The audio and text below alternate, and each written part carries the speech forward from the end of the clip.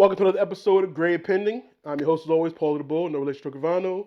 And here in Grade Pending, we rate and review music, movies, shows, all that good stuff. And as you can tell by the intro, we are going to discuss, rate, review Kendrick Lamar's newest album, Mr. Morale and the Big Steppers. As hard as it is going to be to give a grade for it, but we mainly going to talk about it and break it down and stuff. So as we always do, our individual reviews first. Then we'll come back and talk about it as a community. So let's get to the individual reviews. Yeah, I want to go first too because I'm sure, unlike Oli, I've only listened to the album one time, and I'm one of those people that like to really get a real appreciation and understanding and all that for an album. You need to go through it more than one time, so I did it in pieces and stuff all through the week because my week been kind of crazy, scheduled time wise. But the album, in my opinion, is very good. It's a very personal but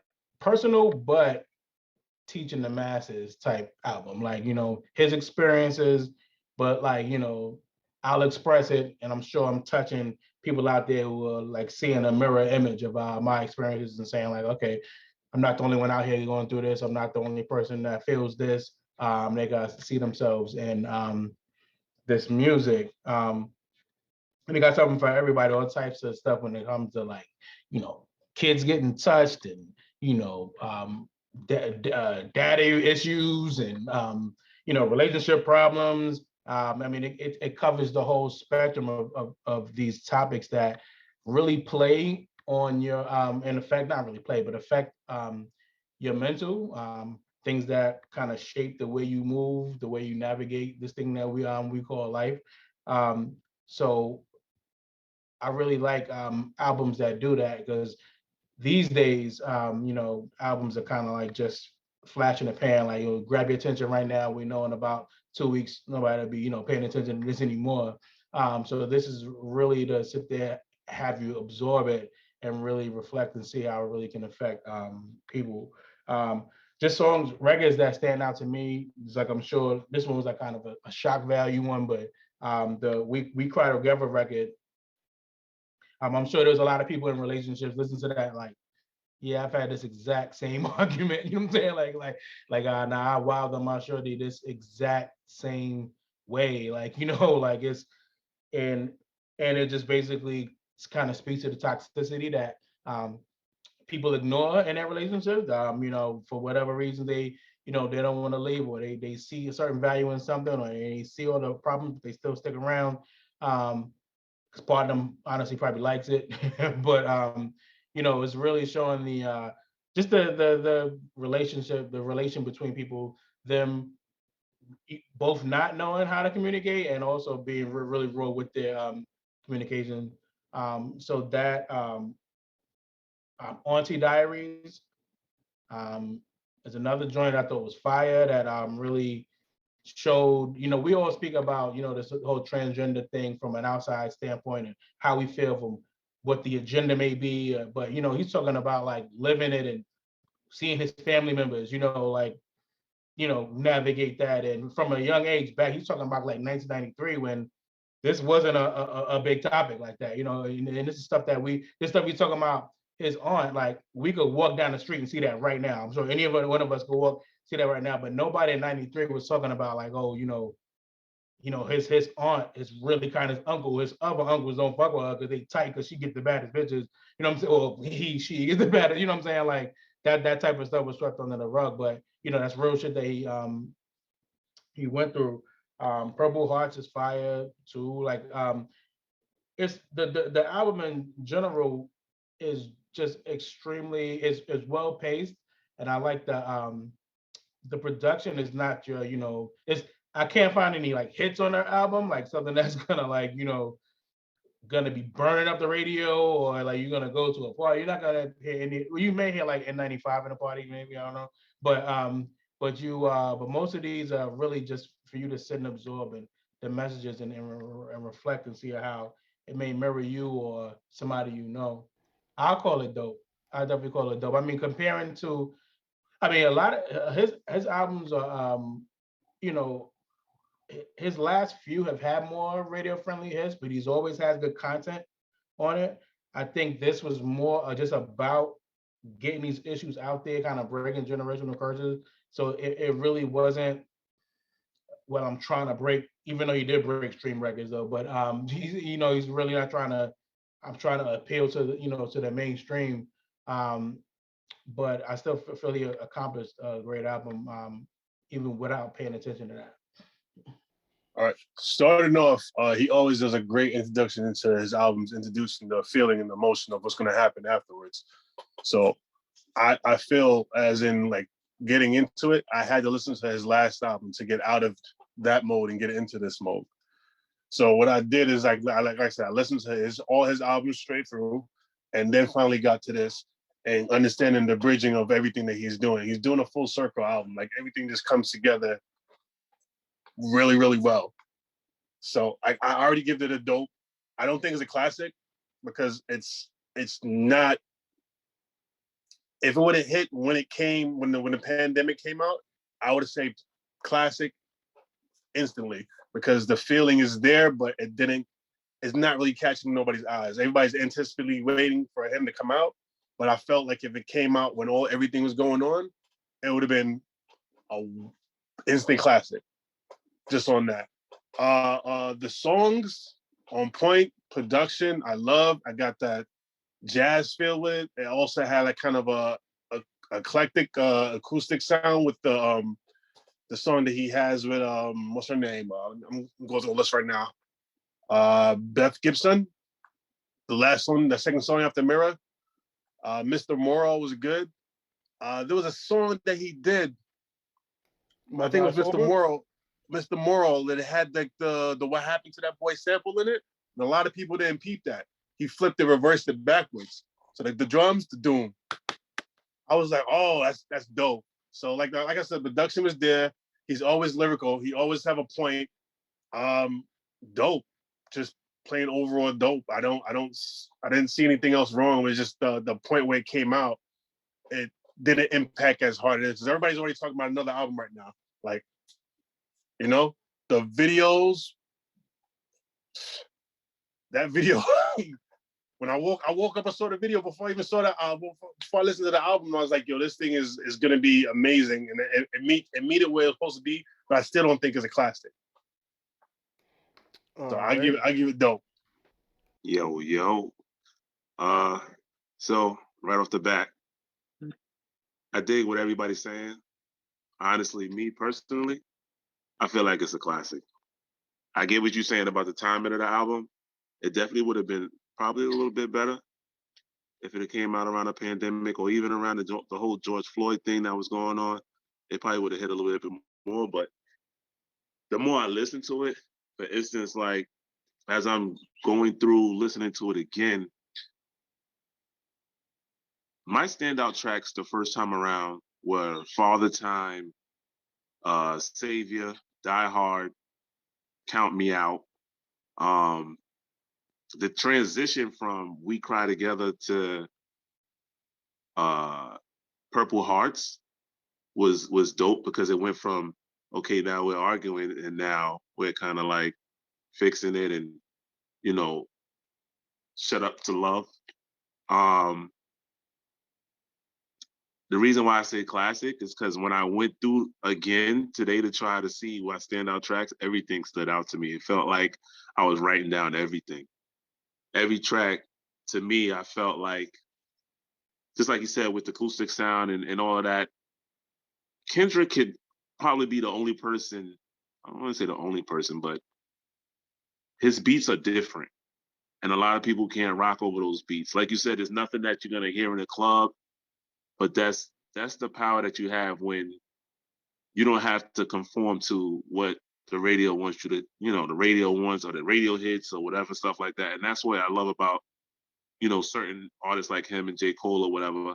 To me, I feel like Kendrick is a master at song making. He's pretty much 5 for 5 when it comes to his albums. I don't think there's any album that he has that you could say was trash. I feel like he's mastered his voice, his cadence, the way he switches up, the way he You know, he uses his ad libs and stuff like that. I'm kind of pissed off that the Heartbeat wasn't on the album. Now I gotta make a playlist to put it in.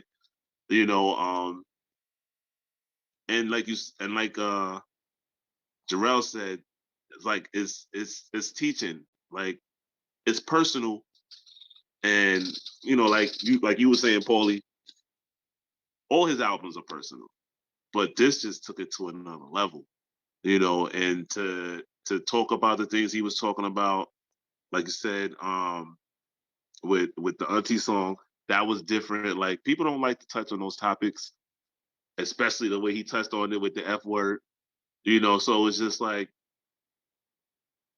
it's different, man. I love the album personally. I give it an awesome. I think it's a classic. It didn't hit me at first, honestly. Was listening to the album, I liked it, but it wasn't until like you said you want to do a review, and I started listening to it more and more. It's like there's nothing to skip, honestly. So me, uh, Crown, I related to a lot, especially the like the first verse in it. You know, I felt like all my life, you can't please everybody. You know, you try to do what you got to do, but at the end of the day, somebody gonna be mad, and they just got to deal with it. You know, Ghostface, man, his verse, Ghostface is a sleeper when it comes to songs like this. He had that album, Paragraphs of Love. I felt like that album was dope, and him being, you know, a Wu-Tang member and you know, street, for him to show his emotions, I think he gets off on songs like that. His voice was perfect for that track. The production, Soundwave was on a lot of stuff. I mean, there's a lot of production credits, but Soundwave's almost on all of them. So they have something going on with that. The Pharrell track was dope. I mean, that's basically it for me, man. I get an album awesome. I was waiting. We was talking about waiting for Kendrick. Like we felt like we needed that. We needed something, and he definitely delivered, man. Kendrick is definitely. I feel like he's don't misquote me. I feel like he's kind of like the Nas of this generation because he doesn't make the music for the radio, and he's kind of like enlightening. I don't want to say teaching, but you know, he's not. I mean, he's way more personal than Nas, but he does. You know, they both have the same type of message to give out. So basically, that's all I got for it, man. Kendrick got to keep doing his thing, and I get an album also, man. That's a 10 classic for me. So I'm a big Kendrick stan. I'm not going to hide that. Um, I've been riding the wave of Kendrick since Section 80. Actually, even before that, like Kendrick just makes great music, and I'm kind of glad that Greg kind of went first before I did. Well, both Rel and Greg went first because um, there are a lot of points to both of their stuff that I agree with. I would say Kendrick is more of the Nas before Shorty say what's your price. Like I would say before that, because that's when Nas started making music for the radio. But Kendrick, not saying that Kendrick doesn't make songs for radio play or stuff like that, but all of Kendrick's, if you remember all of Kendrick's singles that come out, it may sound cool, but in the midst of an album, it makes sense. And everything that Kendrick does, it doesn't necessarily need a single. Like N95 is a single. I can see I could probably see I'm trying to think another song that could probably be a single on this album. I guess depending on your location, because I know in the East Coast you may only just hear N95. I know in the West Coast you may hear a couple other songs because you know different locations do different things or have different people that you're catering to. But while N95 might be a single, or you will hear that more than anything in the compilation of an album, that song is perfect. And Kendrick does a lot of things to not really go for a single. He does for a collection. all of his music is a collection. If he sold it as an NFT, I'd buy it. Like that's how I feel about Kendrick's work. Um, the interludes alone are hard. I can't say enough about the interludes. I'm used to the interludes, hearing his mom and dad and so forth. But this time he went, with his cousin Keem and Kodak Black, who I slept on. Like I heard Kodak, I was like, it's Kodak Black. And I was like, oh, this shit is Kodak Black? Like, oh shit. Like, this nigga spitting. But it has a lot of deep meaning. And you can tell a story when it comes to his music. And not many artists tell a story. One that's worth telling, at least. He makes thought-provoking music, and this album doesn't disappoint unto that. He had writer's block, but also he had a lot of life changes too. He had a child, and he had other things that were going on in his life. And honestly, as much as I wanted a Kendrick album every year, I much rather you give us something that you're proud of or that you put your life effort into than to just give us music just to give us music. Like, I can take that selfish shit. Like, I can understand that I'm selfish as a fan, as a person who loves his music. I can hold myself accountable and say I'm selfish to I want Kendrick to keep giving us hits or keep giving us music. But if it doesn't make sense for him, why should I penalize him for it? Overall, I say it's a high dope, low awesome, but at the same time, it could also be a high awesome too. Like, I'm wavering between the 8 and 10 range when it comes to it. In terms of the people who say it's his worst album, that's still a compliment because his worst album is still better than a lot of other people's albums, period, or their whole body of collection. I do, to me, still my favorite album from him is To Pimp a Butterfly. That is still my number one when it comes to him. I hold this one a little bit over Damn.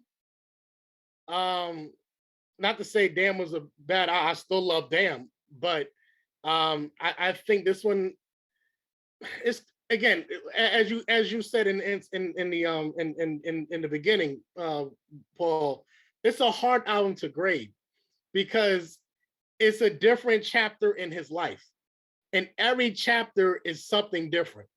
Even as far back as Section 80, it's a different chapter. So it's kind of hard to grade somebody's life.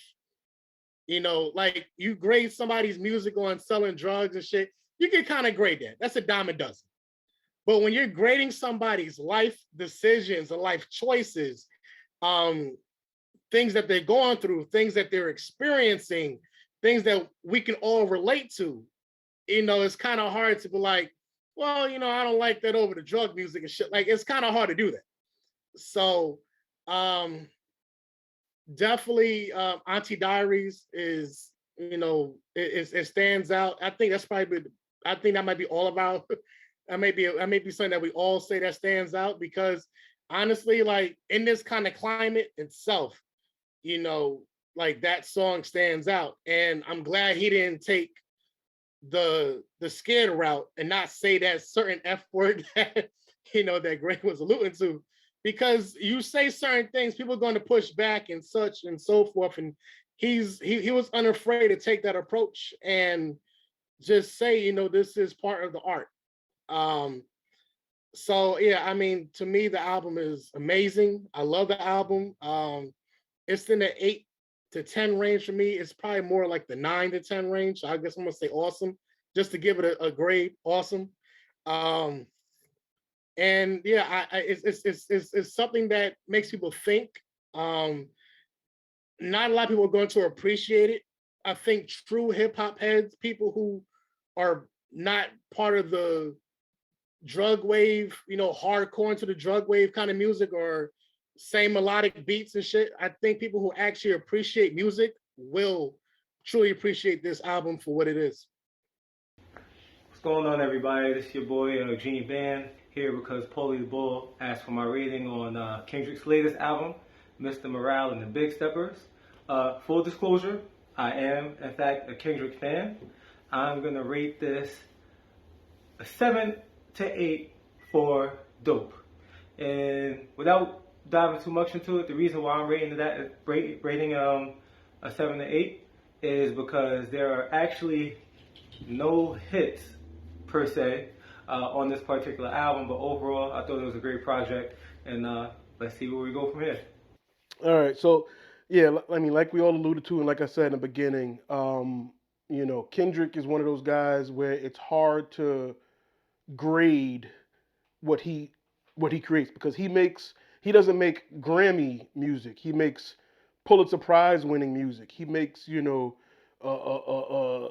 Academy scholarship school dissecting music. He makes music that thought provoking, storytelling.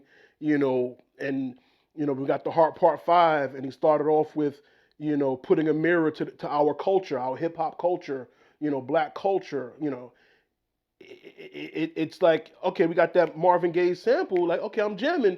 Then it's like, wait, what do you say? Like, okay, we run that back. Like, you got to really think, even though it came off such a dance catchy tune. Then it's like, he's really speaking about stuff and talking about things. So it's much deeper. And the first playthrough of this album, I was just like, this one is a little more personal. It's a little off. The first couple tracks, I guess the Big Steppers, the first disc one, it was a lot of spoken word and things like that, and I was like, my ears wasn't tuned to it yet, and then it got deeper and darker on the Mr. Morale disc two, and it took me back to Joe Budden, who coined the phrase mood music, and to listen to those types of songs, you got to be prepared to be in that mood. And after the couple of listens afterwards, when I kind of, again, I don't want to say understood because Kendrick is so layered that you never know fully. It could be just your perspective of what your take is on it. But I appreciated it more after a few more listens, and I was able to instantly relate to some of the songs. Father Time right off the bat, got me. Crown, Count Me Out, like certain songs instantly, took me back to my childhood and things like that. And then in the concept of this being his fifth album, his last project for TDE, it kind of felt like a culmination of you know where he's at now and what his next step is, because it kind of felt like he's like, yeah, I'm not really gonna be rapping too much more, but now I got a label of my own. My cousin is out here. I got another artist on there. So the next step now is, he's talking about, you know, fixing generational curses, and one of those things was putting his cousin on, and now, that's another part of the family that can progress, and what I'm saying. It's like he spoke about his writer's block, and saying how when we all, as we all said, we all were like, yeah, we need a Kendrick album right now. We want a Kendrick album right now. And it was like, I'm going through some things. You got to bear with me. And at the end of the day, I'm choosing me, is what he says on, one of the songs. I'm choosing me, and I got to take care of me first. I got to take care of home first. And for him to musically bring that out, it was still like, my bad, Kendrick, my fault. As a fan, I was being pushy. You know what I'm saying? And like I said, he gave us all that mirror, because as fans, we all get greedy and selfish, and I want it now. It's just your other albums was every 2 years. What's this 5-year gap? And and the funniest thing was, the first response to the new album coming out was actually a reply to a tweet on Twitter where someone said, "Oh, Kendrick is retiring," and he responded with the Michael Jordan-esque "I'm back" letter, and it was like, oh wow. But as a fan, we all knew it ain't official until we got that heart. We got the Heart Part 5, and I knew then. I was like, oh, okay, We got an album coming. Here it comes, and the Heart Part 5. His Heart series is 5 for 5. His albums is 5 for 5. And I feel like we gonna deep dive into a couple of those things now. Um, I never give albums an instant classic.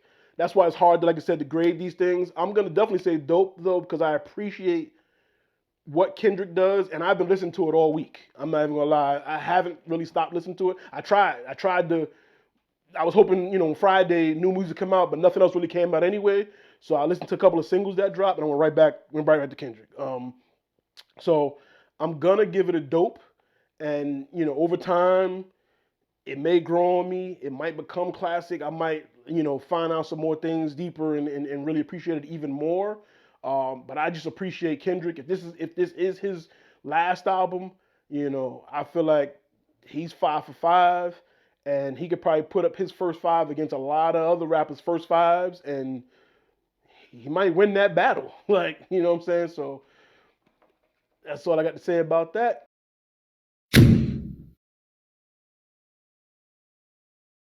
I want to start off talking with you guys about the Heart Part 5. Um, I think it dropped on Mother's Day, I believe. So late at night, like 10 o'clock at night, I saw somebody, I think on Instagram, somebody was like, oh, Kendrick face morphed into Kobe. And I was like, wait, what?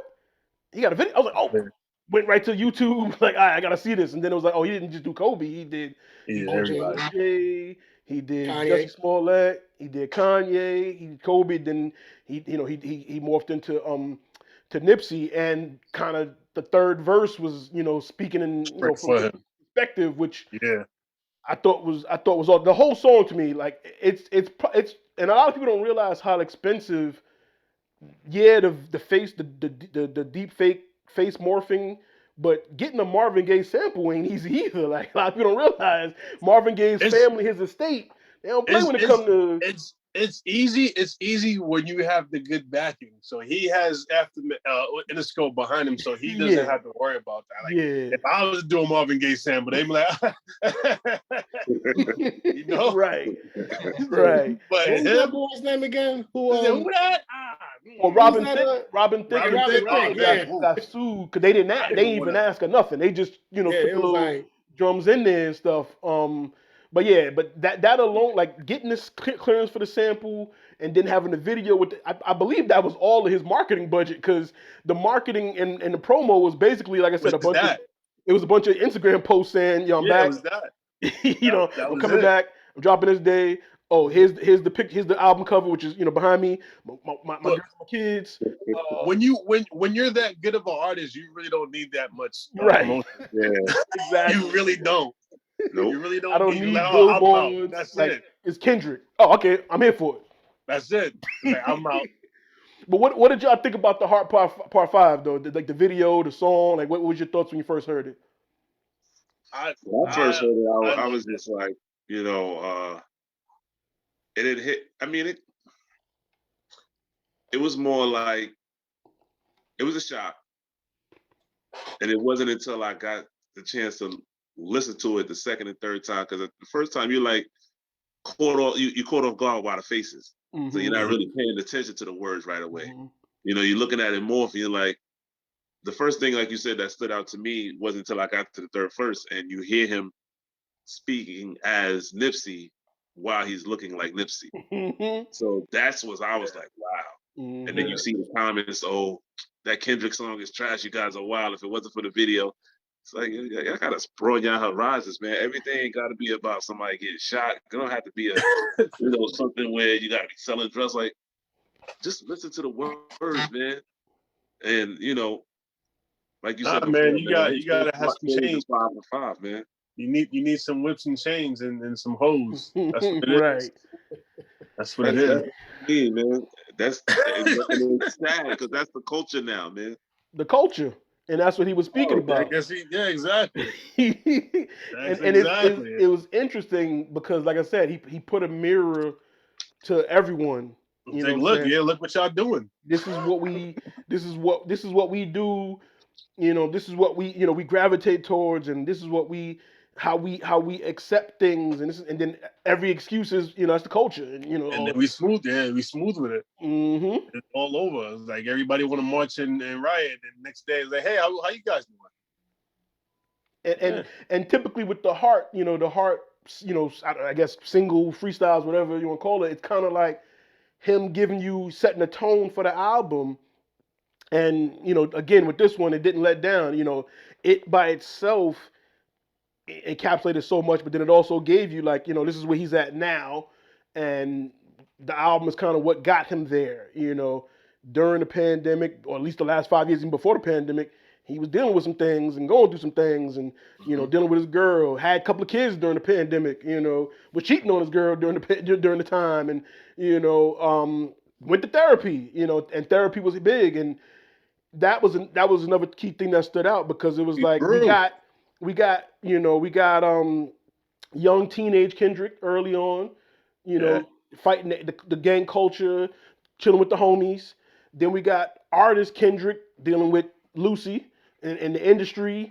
You know what I'm saying? Then we got Israelite Kendrick getting the word from his cousin, and now we got therapy Kendrick. So we're getting phases of his life. We're growing with Kendrick. You know what I'm saying? That's why I said the mood music thing. When I think of Joe Budden and mood music, Joe chronicled his life. We knew about his girl, his kid, things he was going through, breakups. We knew all that stuff, and Kendrick basically gave us he gives us an audio look into his diary.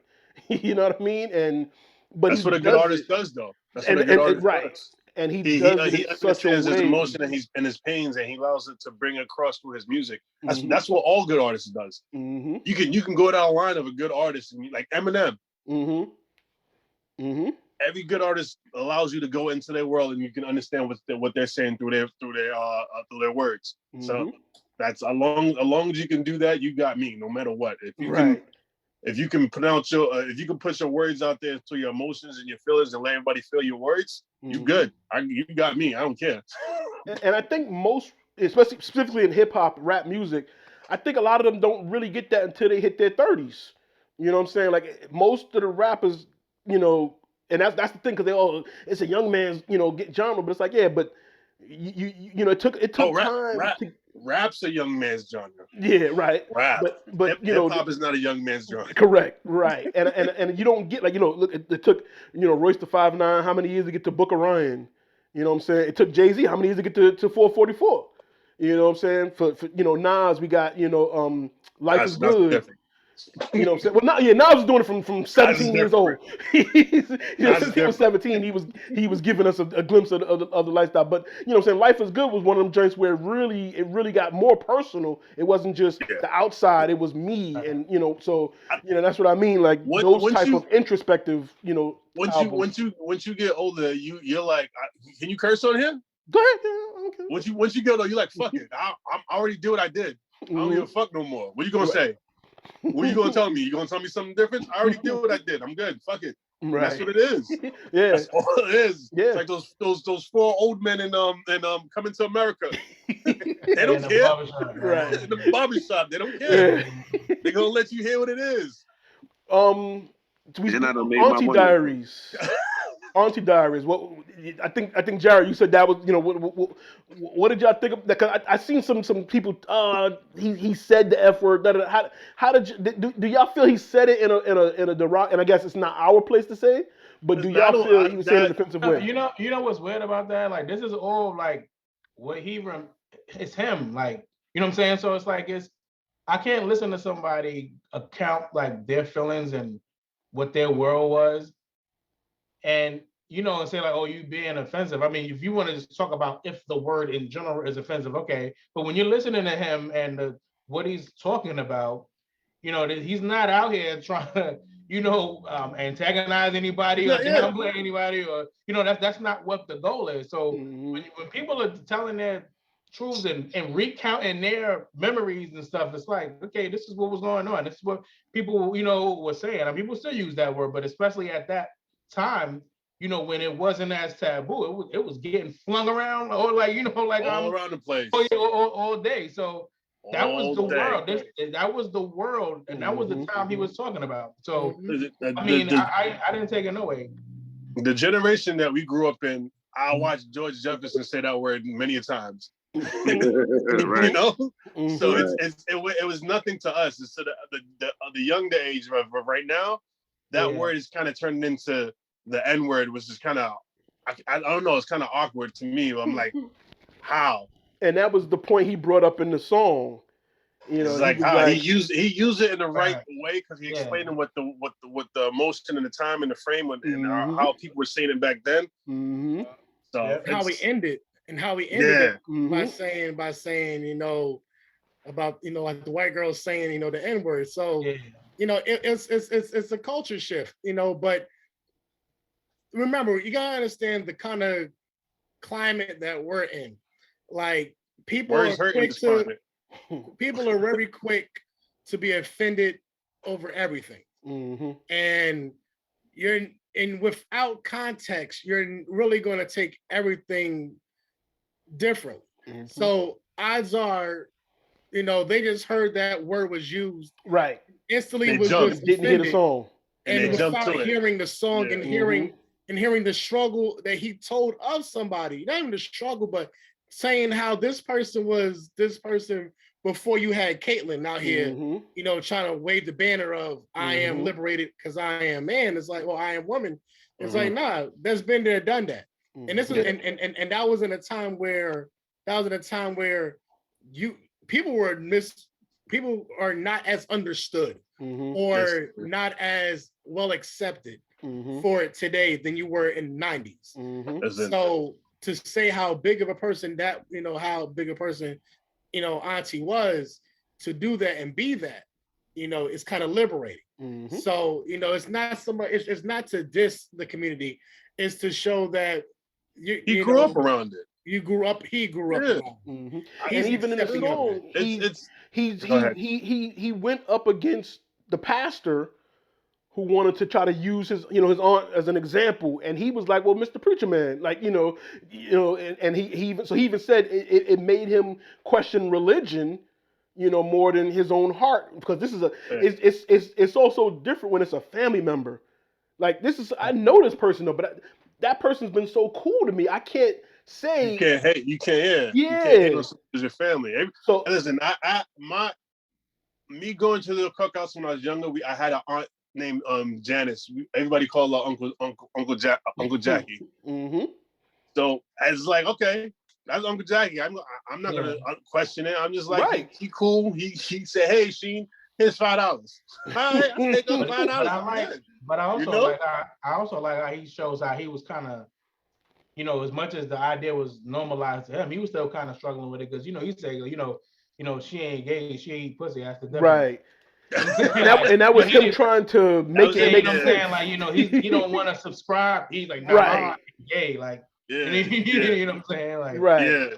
And I, like I'm saying, if you really listen to the song, he's telling you how I thought about it back then, how I think about it right. now. Like he's giving you, and Yeah. it's like if you just said, "Oh, but he used the F word," and that's it. Like listen to the song. And Yeah. And, that's what everybody does. Just But mm-hmm. listen, that's the problem. the interlude that he had with what's his name? How they Kodak hate Black. how they hate no, not his last album. Oh, Not damn. Talking What about is Kid it? Rock? Yeah, when he goes, how did they hate Popo? oh, The All right. Geraldo Rivera. yeah, All Yeah. he heard is that little yeah, bit, yeah. and Well, he's remember like, they made "Oh, him bleep it at the this Super is why." Bowl. He bleeped. They had him bleep it at the Super. They had to edit that part out at the Super Bowl I was like, because he performed that. Popo's But that's is the that's problem. something wrong now. Popo, you can't say Popo now. He said we That's All the hate right. problem with Popo, but I mean, society, though. Society don't want to hear the whole story. They hear the clips, and then once they Mm-hmm. hear the clips, they don't want the content behind it. Mm-hmm. Look at God bless the dead. Look at Kevin Samuels.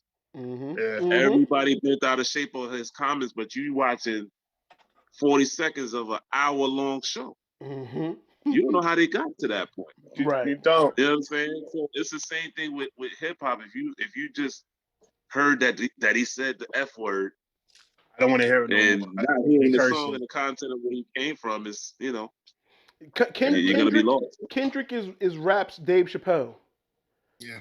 Like when you watch the last couple of Dave Chappelle stand up joints, He's real. you getting more than just jokes. You know what I'm saying? Right, right. Yeah, Well, yeah, Half time it yeah. ain't even funny. It's like you're gonna chuckle and laugh, but he's giving you so much Yeah. to absorb that is You're laughing because you know what how he's saying it. It's how his not, voice and right. yeah.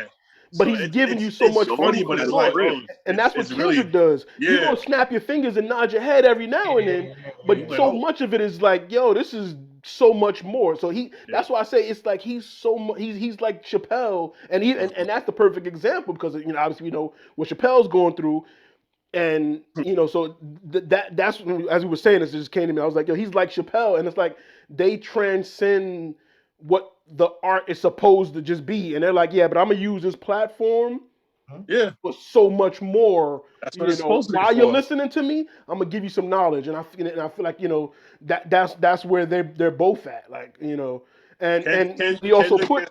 I'm is not your KRS. savior, Is so I'm gonna KRS. give you some knowledge, but you do with it as you please. I can't, don't look for me for everything. Like Yeah. you got to still live your own life, To me, I feel Kendrick is today's KRS.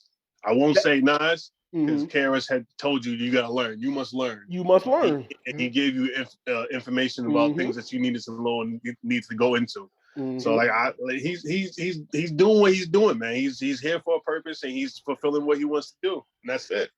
Also with the controversy, what do y'all think about Kodak Black being on there, who had pleaded guilty for statutory rape, and that's kind of what came back up in the news recently with him being on the album and stuff. So everybody's like, Kendrick, why would you do that? Da, da, da. So how do y'all feel about that, Greg? I see you going crazy. Go ahead, Greg.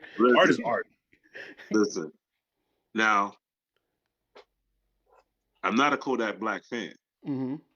first off.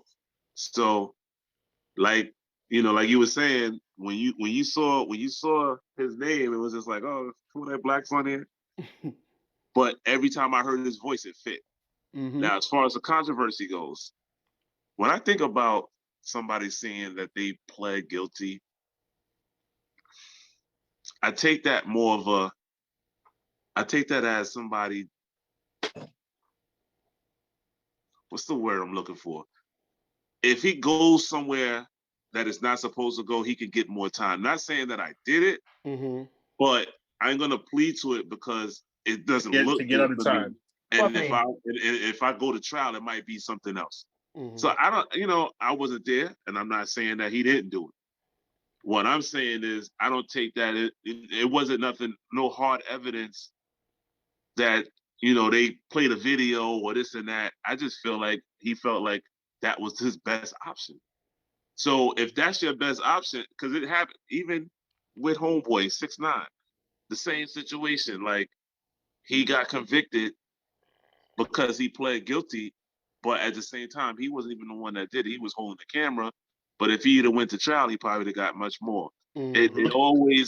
It's always easier to take the lesser charge when you got something going on and you don't want to lose. You was already in jail. Now you gonna go back. Mm-hmm. You know what I'm saying? So That's what is this, third strike? I don't know.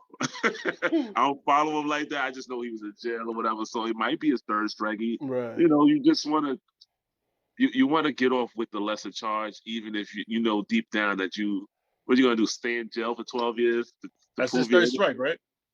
That would probably. have been his third strike. He been gone. See, Yeah. why not? You know what I'm saying? He So would have been gone. as far as that concerned, I'm not really jacking it. But You to know me, what I'm saying? And to me, statutory rape is kind of sticky because statutory rape is, it got that word rape attached to it. So, Mhm. people, Yeah. as soon as they hear that, but most cases, statutory rape, there was no rape that happened whatsoever. You know what I'm saying? Like, no one got raped. Like, it was just that it's against the law for, it's an age thing, so it's like, not that that's cool, but to your point, you don't know who advised them to plead guilty. You don't know, like, 'cause most of the time, it's not going to be a defendant's idea to go, let me plead guilty. No. They'll get advice to be like, hey, well, what they have, it's probably better if you plead to this. Plead guilty. Just get it out. And then, like you Yeah. said, if you like, nah, I didn't do this. So, and knowing the evidence you're up against, your lawyer might say, well, I'll go in there Take and just this, play.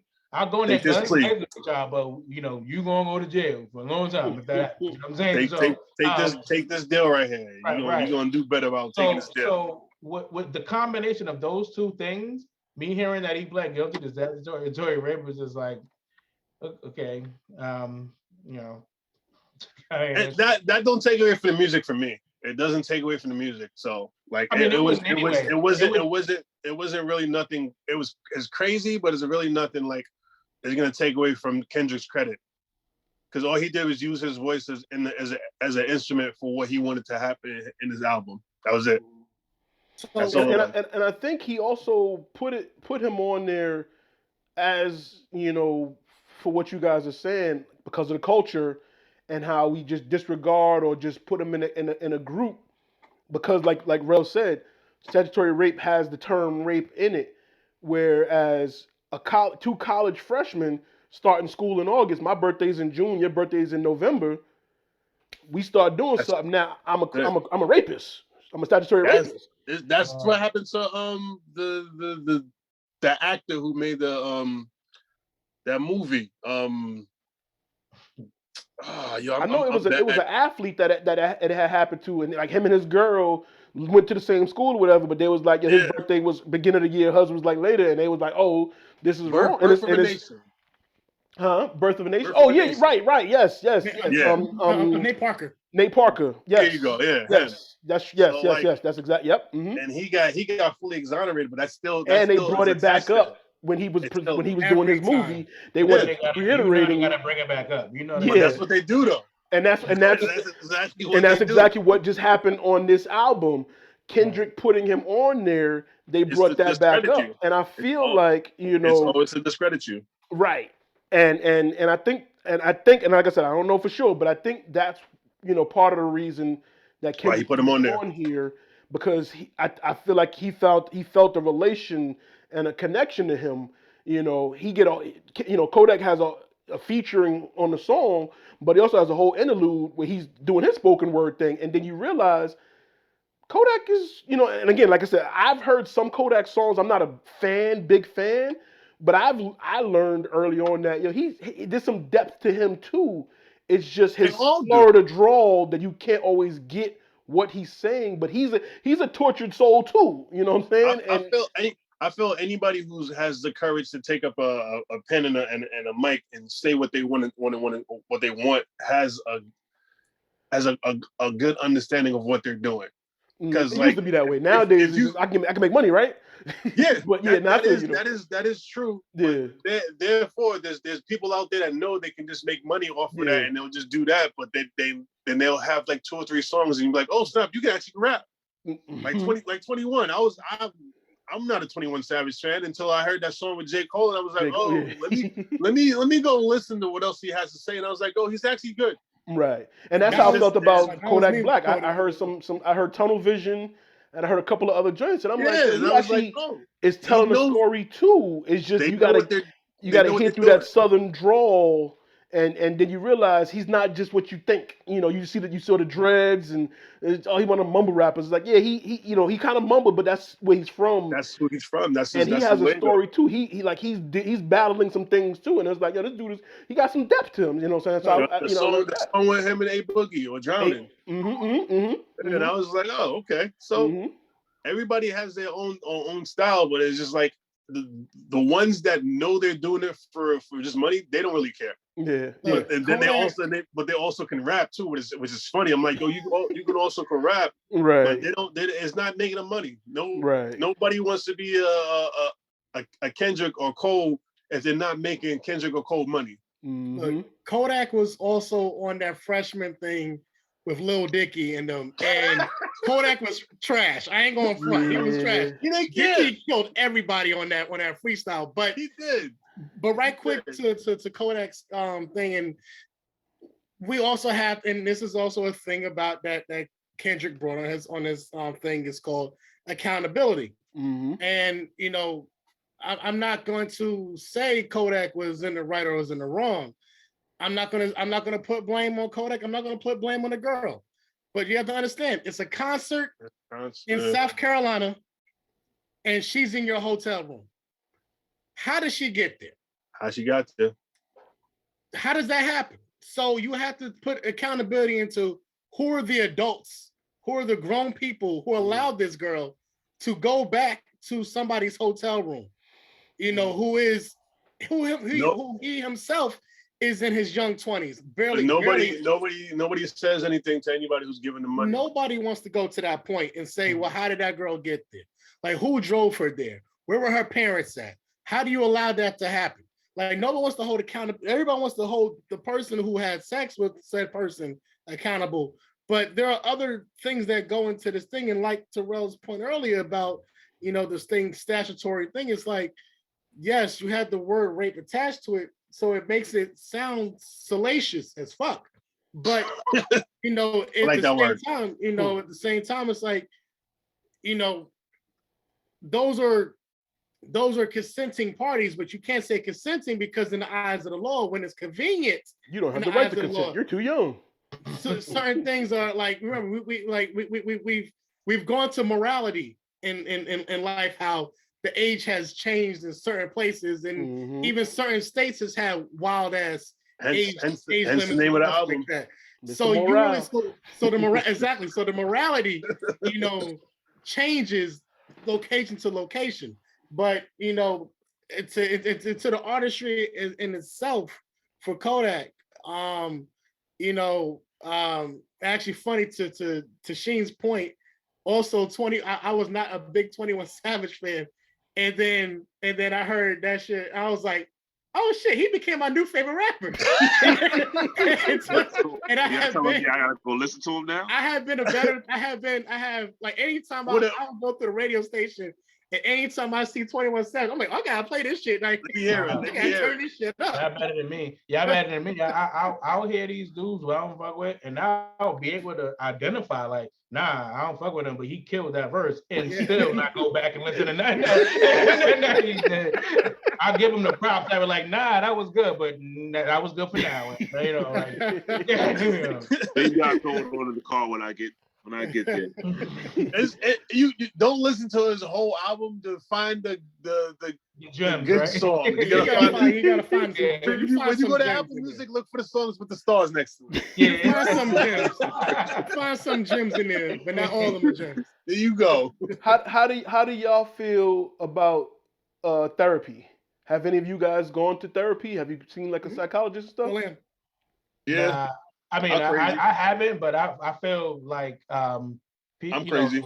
I feel that regardless to where you feel your mental health is, you could get benefits from a therapist. Because I think the stigma too that therapy are for problems. It's strictly for problems, and it is a lot of the time. But you know, I got. You know, I was about to say something that's wrong too. I was about to say I have a friend who goes to therapy and they're fine, but you don't know what fine is. You know what I'm saying? No, you don't know. Because you know they seem like you don't know what's really going on, whatever. But listen, like Seal said, we're never gonna survive unless we get a little crazy.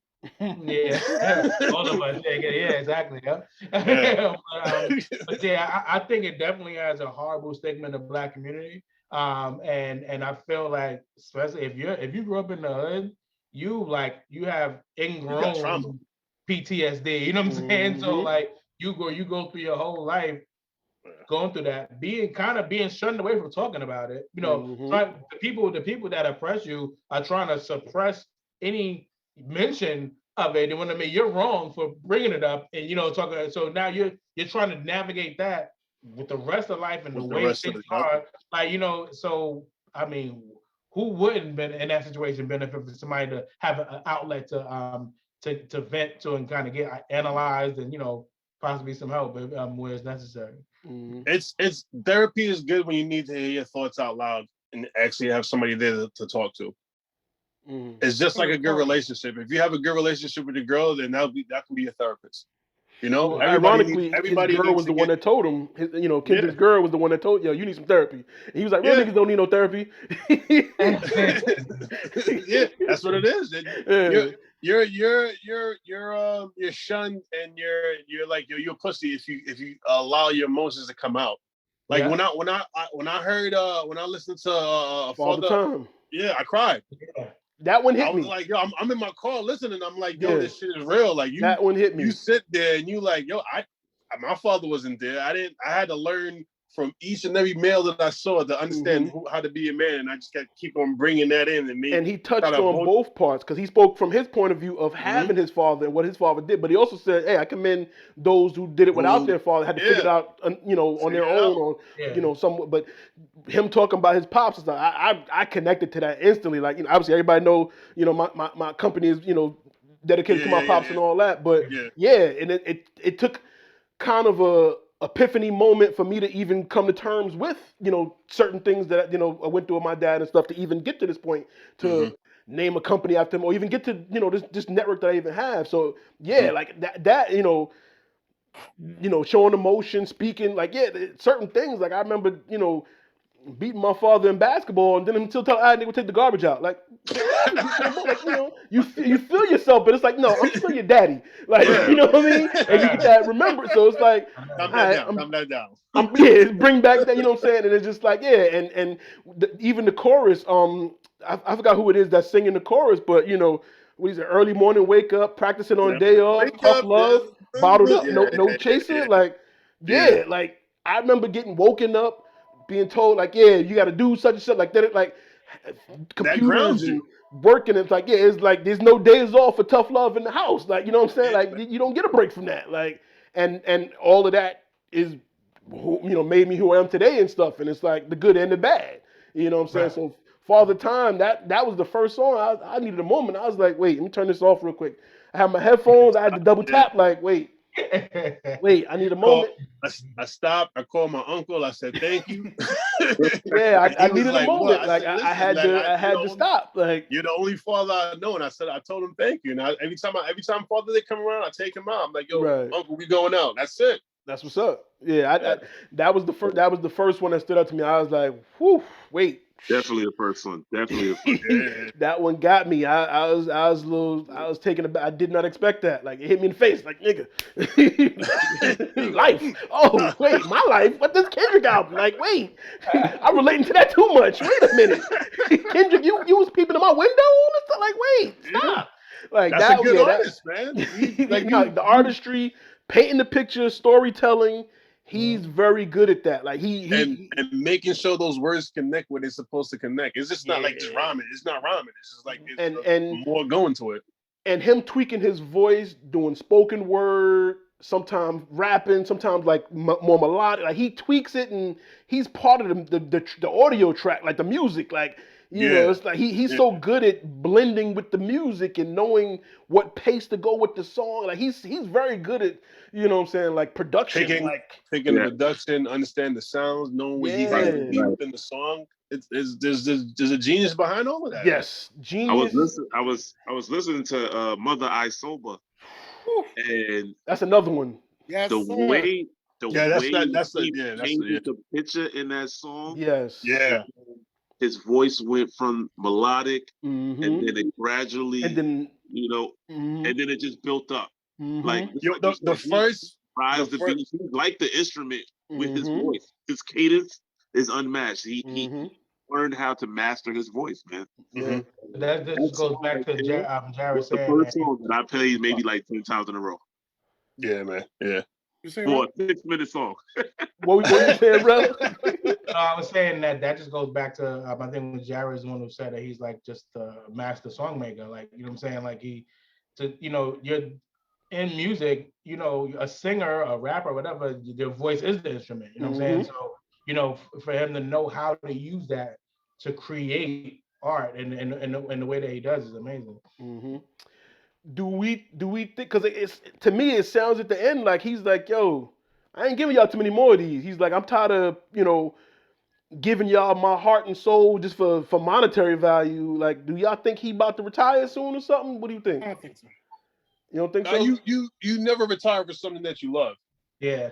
I think that's if he still had the love for it. I mean, he went through writer's block. He went through, like, if he still has the love for it, I feel the writer's block thing was him trying to cope of being under a microscope too much. I feel that Put the it pressure on was. I himself. don't think it was Writer's block. I was just like he was questioning what he said because everybody else is questioning his words. Mm. Yeah. To me, I don't think he's done. I think he still has a lot to give, not just to us as fans, and not just to music, but just to give in terms of himself, because that's all he's done since he's came out was give himself to music and Yeah. give everybody a story. One that you Mhm. may relate to, one that you may not relate to. Um, I'm going to say something controversial, Uh-oh. but I want y'all to try to follow me on this All right. Okay. Paint the picture, Kendrick. one. Remember, saying controversy like Kendrick, he's not your savior. So you on your Not your own. savior. we have been blessed in our lives to see it once, and I think we're seeing it again in a different light. We've been blessed to see every generation has had the two best rappers. Everybody's seen, for us growing up, we've seen Biggie and Pac. And I think this is the second wave or second coming of that Biggie and Pac type thing with Cole and Kendrick. Kendrick is more Pac. And I think Cole is more Biggie because people tend to ride Cole's wave because he has these flashy, Cole can spit. I'm not saying Cole just does flashy, rhymes and shit like that.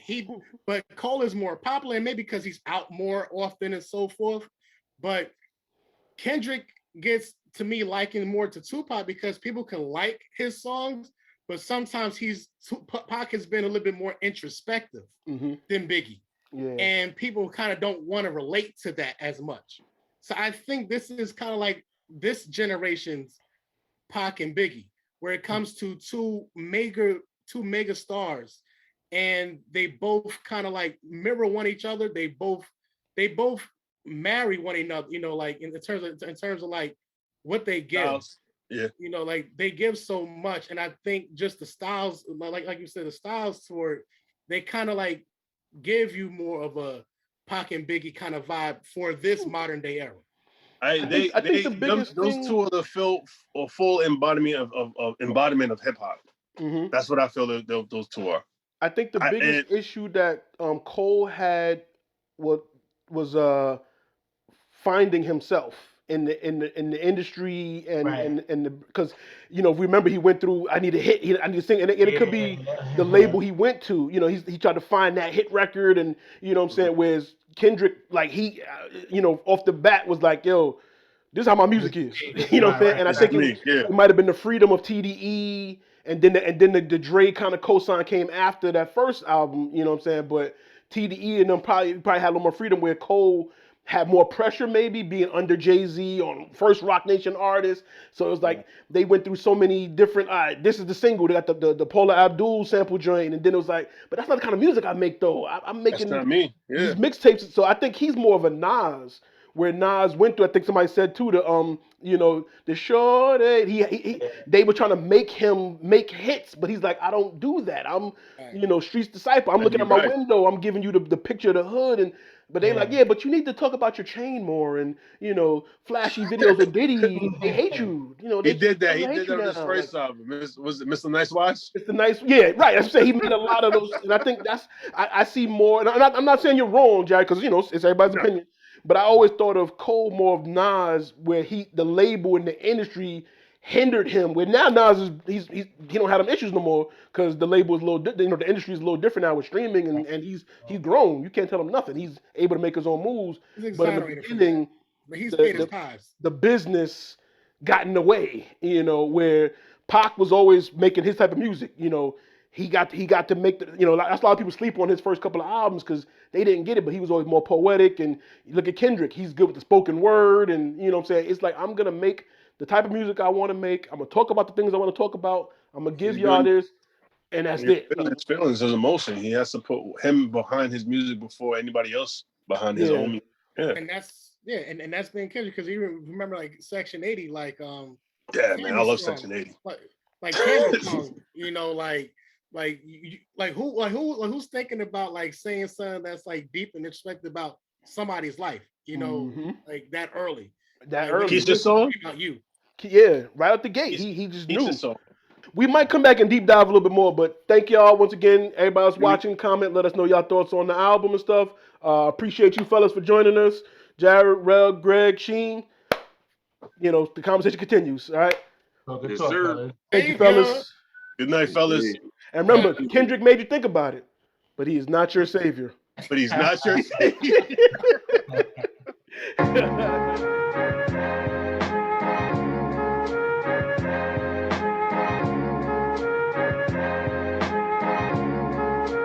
It's time to